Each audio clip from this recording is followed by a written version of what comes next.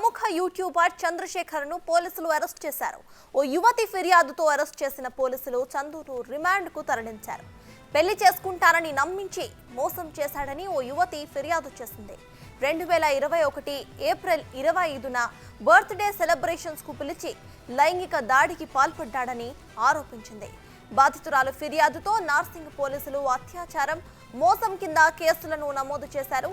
చంద్రశేఖర్ తో పాటు ఆయన తల్లిదండ్రులు మరో ఇద్దరిపై కూడా కేసులను నమోదు చేశారు.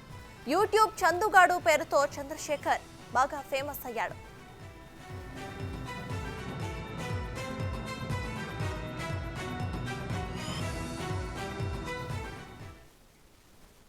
ప్రముఖ యూట్యూబర్ చంద్రశేఖర్ ను పోలీసులు అరెస్ట్ చేశారు. ఇదే విషయంపై పూర్తి అప్డేట్స్ ను మా ప్రతినిధి రాణా అందిస్తారు. రాణా, చెప్పండి, యువతి ఫిర్యాదుతో అయితే ఇక్కడ అత్యాచారం మరియు మోసం కేసులు కూడా నమోదు చేసినట్టు తెలుస్తోంది. ఈ విషయంపై మీ దగ్గర ఉన్న అప్డేట్స్ ఏంటి?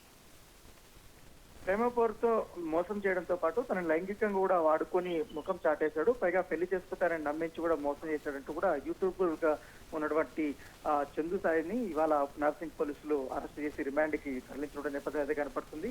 గత కొంతకాలంగా తను లైంగికంగా వాడుకుంటూ పెళ్లి చేసుకుంటారంటే అడిగితే కూడా ఆయన ముఖం చాటేశాడు. పైగా మాట్లాడటం లేదు, ఫోన్లు కూడా లిఫ్ట్ చేయటం లేదు.